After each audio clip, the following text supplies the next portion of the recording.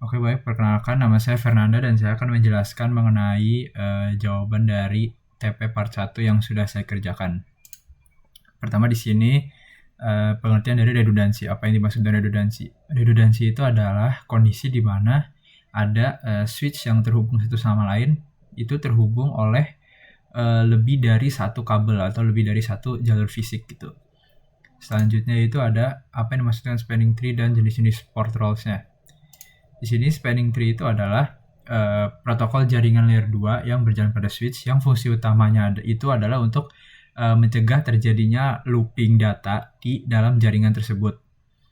Yang dimana udah pasti dia pakai jalur fisik yang redundan gitu. Nah, STP ini kerjanya itu dengan cara dia itu mematikan sementara beberapa port yang redundan. Jadi ya gitu deh. Kemudian jenis portnya yaitu di sini ada 3. Pertama ada root port, designated port, dan block port. Root port pertama untuk root port itu adalah port yang memiliki jalur terbaik atau cost terendah untuk mencapai root bridge. Jadi dan juga setiap switch yang selain root bridge itu wajib punya root port, wajib punya satu root port. Jadi nggak boleh lebih gitu. Selanjutnya ada designated port, di mana designated port adalah port yang meneruskan lalu lintas data ke suatu segmen jaringan, dan pada setiap segmen jaringan itu cuma ada satu designated port yang aktif. Jadi misalkan segmen itu kayak misalkan dia kabel nih, ada 2 switch, dia terhubung oleh satu kabel yang sama gitu. Nah, designated port ini fungsinya kan tadi kan dia di situ tulis designated port itu cuma satu yang aktif. Jadi dia itu mencegah terjadinya 2 switch tersebut itu langsung ngebagiin secara bersamaan gitu. Kemudian selanjutnya ada block port, yaitu port yang diblokir oleh STP. Nah ini yang tugas yang berperan dalam mencegah terjadinya loop. Salah satu yang berperan dalam mencegah terjadinya loop. Selanjutnya yaitu sebutkan dan jelaskan STP rules. Baik, STP rules di sini pertama harus ada satu root bridge, yaitu root bridge itu ditentuin dengan switch yang punya bridge ID terendah. Nah dia di-set sebagai root bridge. Kemudian setiap non-root switch harus punya satu root port. Artinya setiap switch non-root itu menjadikan port yang mereka punya dengan biaya terendah untuk menuju root bridge untuk dijadiin root port gitu. Nah ini tujuannya apa? Tujuannya itu supaya terbentuk jalur utama, supaya setiap switch itu nanti dia balik ke root bridge-nya gitu. Ya. Dan port ini tetap aktif gitu. Selanjutnya ada setiap segmen jaringan harus punya satu designated port. Jadi pada setiap segmen kabel, switch akan menentukan port mana yang bertugas untuk mengirimkan data ke segmen tersebut. Kayak contohnya tuh tadi gitu, misalkan ada 2 switch yang terhubung oleh satu kabel yang sama. Nah misalkan switch A, switch B, kalau misalnya dua-dua ngirim broadcast barengan kan nanti dia ngeloop, jadi saling mantulin. Nah itu di sini gunanya designated port itu, jadi dia nutup salah satunya supaya dia nggak bisa ngirim. Jadi yang boleh ngirim cuman salah satu aja, misalkan A ngirim ke B, nah B nggak boleh ngirim ke A. Nah itu kayak gitu. Nah tujuannya itu apa? Tujuannya supaya nggak terjadi loop, nggak terjadi data loop. Terus selanjutnya ada setiap port yang bukan designated port atau root port itu akan masuk ke dalam status block gitu. Selanjutnya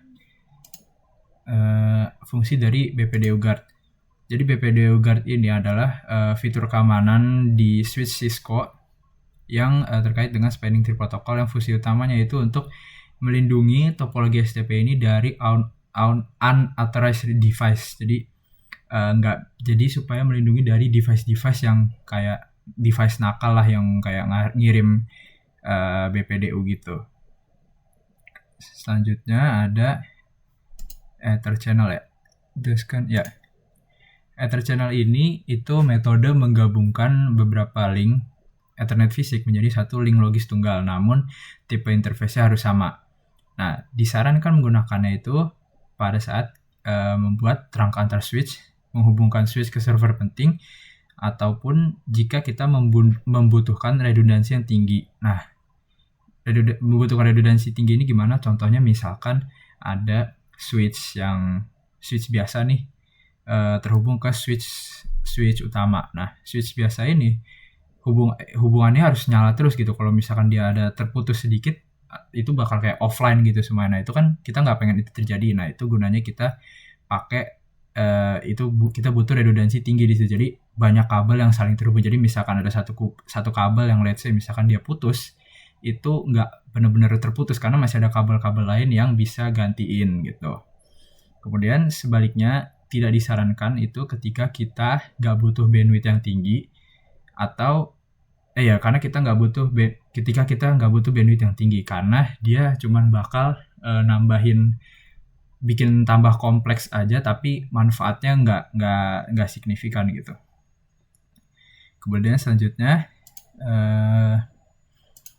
PAGP dan LACP. PAGP dan LACP ini adalah protokol negotiation protocols yang digunakan untuk ngeotomatisin proses penggabungan beberapa link fisik menjadi satu link logis atau mengotomatisin proses Ether channel. Nah, pertama itu ada PAGP dan LACP. Sebenarnya PAGP dan LACP itu bedanya cuman PAGP itu dia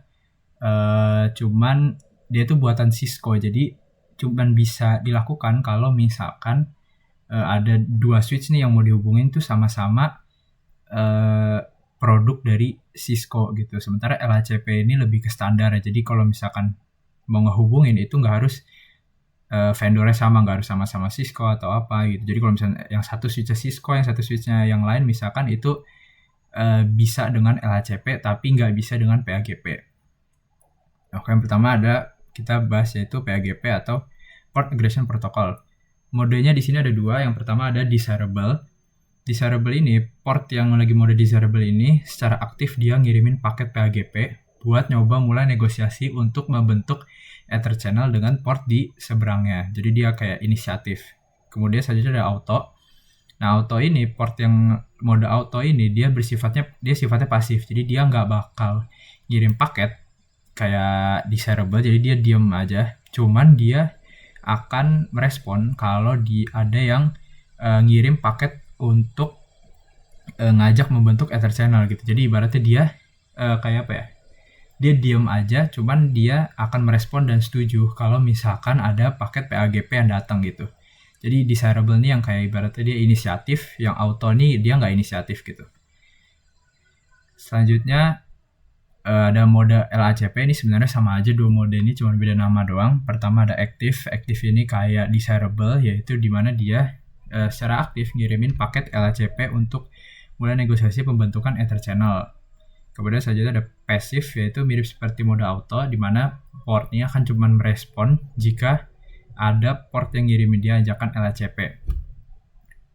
Dan juga dalam membentuk supaya terjadi pembentukan itu gak bisa kalau misalkan dua-duanya sama-sama auto. Jadi cuman bisa kalau misalkan ada desirable. Jadi misalkan desirable sama auto, desirable cuman bisa desirable sama auto atau enggak desirable sama desirable. Jadi kalau misalnya desirable sama auto, jadi si desirable dia ngajak buat bentuk Ether channel. Nah, si autonya dia nggak ngajak, cuma dia nerima dari desirable dan akhirnya setuju dan akhirnya terbentuk. Kalau misalkan sama-sama desirable, ya dua-duanya sama-sama ngajak gitu, jadi ya bisa gitu. Cuman kalau misalkan dua-duanya sama-sama auto atau sama-sama pasif lah, itu nggak ada yang ibaratnya nggak ada yang inisiatif, jadi nggak ada yang mulai buat ngajak bikin Ether channel gitu. Jadi itu nggak bakal terbentuk gitu Ether channel ya. Selanjutnya di sini ada nomor 7, yaitu tuliskan skenario konfigurasi Ether channel dengan menggunakan LACP dalam situasi di mana terdapat dua switch dengan berapa jalur terhubung. Di sini kita buat contoh misalkan kayak di sini, yaitu ada switch utama dan switch akses yang terhubungnya melalui port Gigabit Ethernet 01 dan Gigabit Ethernet 02. Nah, di sini kita ngesetnya sebenarnya ini yang pertama switch utama kita set sebagai aktif. Sebenarnya ini kita maunya setnya jadi aktif aja lah. Nah, ini di setnya begini, jadi dia pertama kita interface range Gigabit 01 sampai 2. Kemudian kita bikin channelnya, ibaratnya port channelnya, yaitu port channel 1 kita set jadi mode aktif. Jadi switch utama ini switch utama untuk port gigabit Ethernet 01 dan 02 ini dia bakal aktif. Kemudian untuk switch akses, kita bikin port gigabit 01 dan 02-nya ini menjadi pasif. Jadi ya udah di set jadi pasif. Kemudian di sini ada kita masukin ke port channel 1 dan kita set jadi mode pasif. Nah, di sini kalau udah kayak gini itu dia udah terhubung. Kenapa? Karena dia switch utamanya ini bersifat aktif dan switch aksesnya bersifat pasif. Jadi ada yang inisiatif gitu. Kalau misalkan dua-duanya aktif juga sebenarnya bisa aja. Cuman kalau misalkan dua-duanya pasif, itu dia nggak bakal terbentuk gitu. Jadi, nah di sini ada penjelasannya. Jadi switch utama akan mengirimkan paket LHCP melalui kabel yang terhubung ke switch akses. Kemudian switch akses ini dia akan nerima paket LHCP tersebut dan dia akan ibaratnya setuju gitu. Karena switch akses ini berada dalam mode pasif, ia akan merespon ajakan tersebut dan setuju untuk membentuk channel gitu. Sekian dari saya, terima kasih.